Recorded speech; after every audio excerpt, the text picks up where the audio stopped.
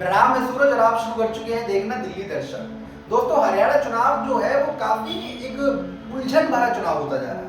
मैं उलझन भरा क्यों कह रहा हूँ, क्योंकि परिवार परिवार के सामने खड़ा हो गया। परिवारों की पार्टियां अलग है, लेकिन सबको टिकट चाहिए।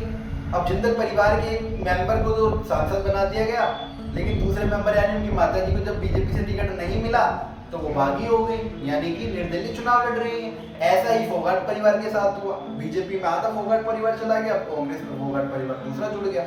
अब ये समझ नहीं आ रहा कि आखिर कौन पहलवानों के हित में है और किसानों के कौन हित में। ठीक है। अब दूसरी बात ये है कि तो हरियाणा में जो है वो गठबंधन की राजनीति बहुत जोर पकड़ गई। पहले सिंपल सा फॉर्मूला हुआ करता था, बड़ी दो पार्टियां थी, कांग्रेस और बीजेपी लड़ती थी। बसपा अस्तित्व की लड़ाई लड़ रही है, लेकिन बसपा कुछ खासा वजूद हरियाणा में नहीं है। एक अच्छा खासा वोट बैंक जरूर है, लेकिन सीटें कभी अभी हाल फिलहाल में नहीं आ पा रही हैं। इसी बीच आजाद समाज पार्टी आगे जेजेपी के साथ गठबंधन करके त्रिकोणीय बनाने की कोशिश कर रही है, जो कि फिर इनेलो आ गई बसपा के साथ, वो त्रिकोणीय बनाने की कोशिश कर रही है। तो समझने ये नहीं आ रहा कि हरियाणा का जो चुनाव है वो त्रिकोणीय और चौकोणीय हो भी रहा है या फिर सीधा सीधा बीजेपी और कांग्रेस के बीच में।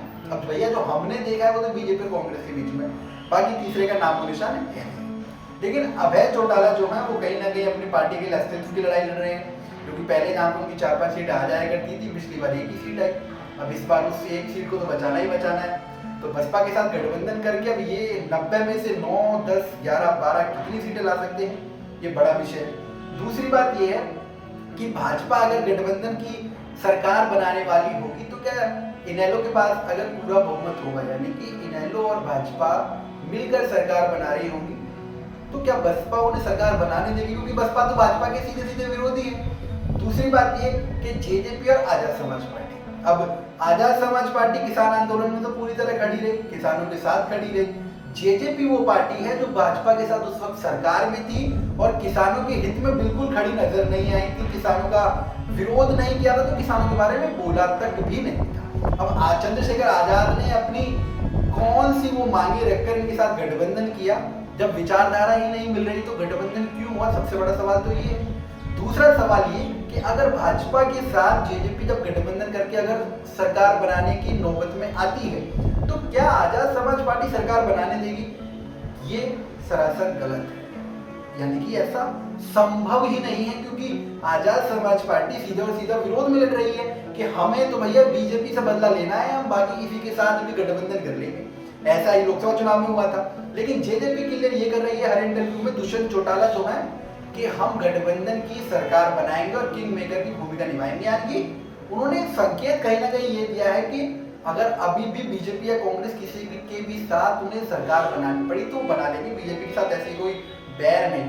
और भैया हमें तो सीधा सीधा ये लग रहा है कि जेजेपी जो एंड चुनाव से पहले अलग की गई है, उसका एक ही कारण लग रहा है कि जो कांग्रेस की तरफ जाट वोट बैंक पूरा जाने वाला था, अब वो जेजेपी भाई फिर से बाहर जाओ, थोड़ा वोट बैंक काटो फिर वापस आओ, ऐसा वाला फॉर्मूला जो ऊपर ऊपर सब में लग रहा है। बाकी दलित वोटर की बात है, हरियाणा में सबसे ज्यादा प्रभुत्व वाली दो जातियां हैं। पहले जाट सबसे ज्यादा, जो लगभग 28 से 30% है, और दूसरे नंबर पर एससी, जो कि लगभग 25 के आसपास प्रतिशत की संख्या में है।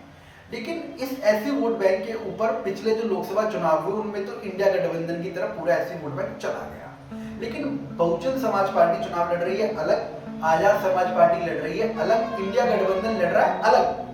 तो अगर एससी वोट बैंक कटता है तो कांग्रेस का जो जाट प्लस एससी का जो फॉर्मूला कांग्रेस लेकर चल रही है सरकार बनाने के लिए, वो कहीं ना कहीं कट हो जाएगा और कांग्रेस के लिए मुश्किलें खड़ी हो सकती है। तीसरा कांग्रेस के लिए सबसे बड़ा रोड़ा कौन बन रहा है, वो है आम आदमी पार्टी, क्योंकि आम आदमी पार्टी के साथ गठबंधन की बात तो चल रही थी, लेकिन आम आदमी पार्टी के साथ गठबंधन हुड्डा साहब ने होने नहीं दिया या फिर संभव कर नहीं पाए, क्योंकि अब हुड्डा साहब को ये लग रहा है कि हरियाणा के अंदर तो 99% उनकी सरकार ही बनने वाली है। मतलब चुनाव हुए, डेट आई और सरकार हुड्डा साहब की। लेकिन ऐसा होता इतना आसान नहीं। जो भाजपा पिछले 10 साल से हरियाणा के अंदर राजनीति कर रही है और उसने चुनावों से ठीक पहले नायब सैनी को मुख्यमंत्री बना दिया, वो इतनी आसानी से इन चुनावों को जाने तो नहीं देगी। कुछ फॉर्मूला और कुछ फैक्टर तो भाजपा भी खेल रही होगी।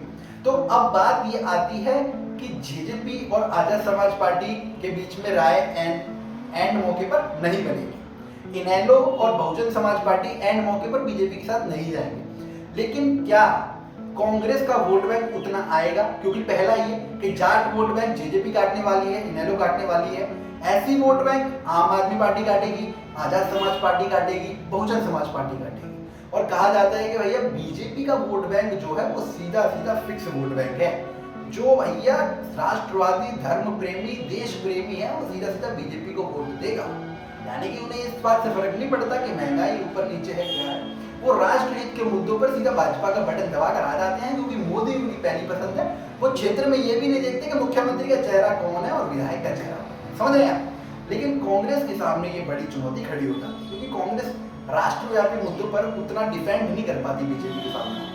कांग्रेस लोकल लेवल पर या फिर अन्य इश्यूज के ऊपर या फिर जहां पर लोग नाराज है वहां पर अपनी पैर जमाकर सीटें जरूर ले जाती है। दूसरा सवाल ये उठ रहा है कि जो चंद्रशेखर आजाद रावण है, इनको एक बड़े लीडर के तौर पर प्रोजेक्ट किया जा रहा है। कल एक सवाल हमारे एक सहयोगी ने पूछा था कि चंद्रशेखर आजाद रावण जब नगीना के सांसद नहीं थे, उससे पहले वो बिहार के अंदर हेलीकॉप्टर से प्रचार कर रहे थे, राजस्थान के अंदर गठबंधन करते वक्त हेलीकॉप्टर से प्रचार कर रहे थे, फॉर्च्यूनर के काफिलों में जाते हैं। तो आजाद समाज पार्टी के मुखिया और चंद्रशेखर भैया के पास इतना पैसा आ कहां से रहा है कि वो ये तमाम सुख सुविधाएं जो भोग रहे हैं। तुमने कहा चुप रहा करो, हर बात पूछी नहीं जाती, हर बात बताई नहीं जाती, कुछ बातें अंदर की भी होती है भैया। कुछ कौशल होगा, कुछ रिसोर्सेस होंगे उनके पास जिनसे वो चल रहे हैं, हर बातों पे ध्यान नहीं देना चाहिए। लेकिन चंद्रशेखर के लिए सवाल जरूर खड़ा होता है, और दलित समाज की जब ये सोचता है, दलित समाज के बहुजन समाज पार्टी की तरफ जाए, आजाद समाज पार्टी की तरफ जाए, तो ये सवाल जरूर खड़ा होना चाहिए कि चंद्रशेखर आजाद बहुजन समाज पार्टी के साथ कभी गठबंधन करने के लिए आगे नहीं आ रहे, लेकिन विरोध में उन सभी पार्टियों के साथ गठबंधन करने के लिए तैयार हो जाते हैं जो दलित वोट बैंक का इस्तेमाल करती है, कहीं ना कहीं जो बहुजन समाज पार्टी कहती है। जैसे कि समाजवादी पार्टी और कांग्रेस पार्टी जो है वो दलित वोट बैंक को संविधान के नाम पर इस बार अपनी तरफ खिसकाने में कामयाब हुए। लेकिन दूसरा इशू ये हुआ अभी जब संविधान बचाओ रैली, जो आरक्षण बचाओ रैली का जो तमाम बहुजन संगठनों ने ऐलान किया था, उसको लेकर विरोध प्रदर्शन भी किए। उस वक्त कांग्रेस और समाजवादी पार्टी सड़कों पर नहीं थी, ना ही उन्होंने उसका विरोध किया। तो दलित समाज कंफ्यूज जो होता है वो कहीं ना कहीं इन क्राइटेरिया से खुद को देखता है, तब वो एक सही जगह पर वोट करने के लिए तैयार हो जाता है। तो अब समीकरण क्या बन रहा है हरियाणा का कि बीजेपी और कांग्रेस बराबर की टक्कर में है, त्रिकोणीय गठबंधन कहीं नजर नहीं आ रहा है, क्योंकि ये पार्टियां तमाम केवल अपने अस्तित्व की वजूद की लड़ाई लड़ रही।